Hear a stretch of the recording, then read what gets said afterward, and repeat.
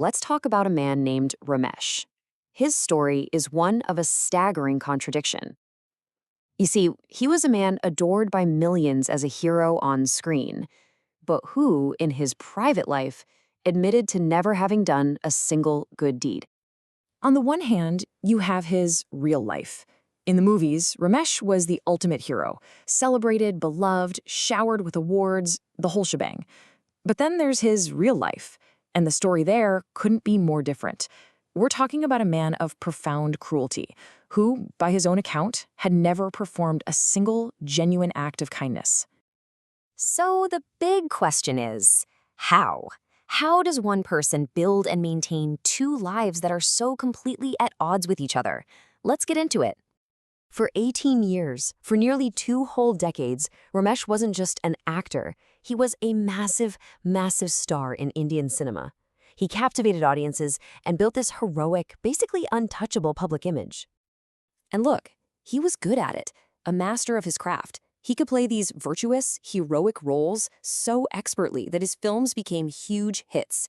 But behind the camera, it was a totally different story. He'd often questioned why anyone would even bother doing good for others. For him, you see, the virtues he showed on screen were just a performance, a mask he put onto the cameras and took right off the second the director yelled, "Cut." Now, here's the part that's really wild. He wasn't hiding this from the people who knew him best. This wasn't some deep, dark secret he was ashamed of. He consciously lived this double life, and to his inner circle, he never even tried to pretend he was the hero he played on screen. So you've got the fame, you've got the success, but what's the cost? What's going on inside when your whole life feels like a performance? Let's explore that. And it all boils down to this one paradox right here. If you have everything, can you still have nothing? Because by his mid-50s, despite having all the awards, all the fame, and the adoration of millions, a deep, inescapable emptiness started to creep in.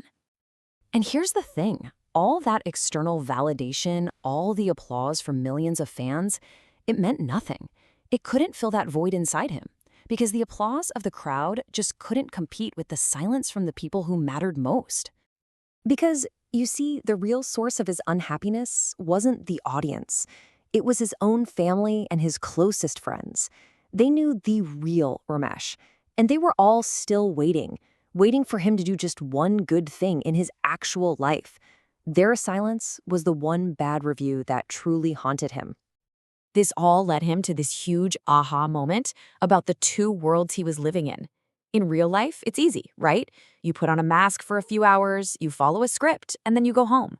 But in real life, being a genuinely good person day in and day out, he was finally realizing that that was the truly difficult role to play.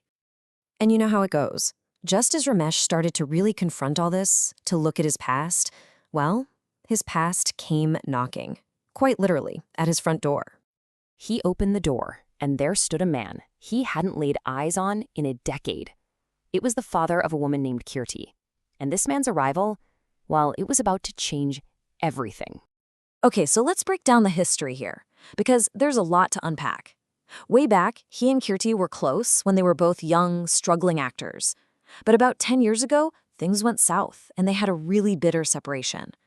Fast forward to today, Kirti is a single mom, and there's a court case filed by her dad against Ramesh that's scheduled for its final hearing next week. And this wasn't just some messy, emotional drama. Oh no, this had real legal teeth. Because of this case, a court order was in place that actually prevented Ramesh from getting married, from being in another relationship, or even from leaving the country. He was, for all intents and purposes, trapped by his past. So, this is it, the moment of truth. Faced with the very real consequences of his actions, Ramesh had a choice. He could double down, play the villain one last time, or he could decide right then and there to write a completely new scene for his life. And in that moment, something just clicked. He didn't see this as a threat.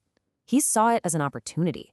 He saw the arrival of Kirti's father as a sign, maybe his one and only chance to finally redeem that brutal image and prove that he wasn't the villain in his own life story.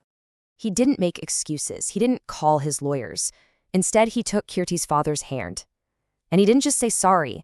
We're told he expressed this deep, profound regret and genuinely asked for forgiveness for how cruel he'd been.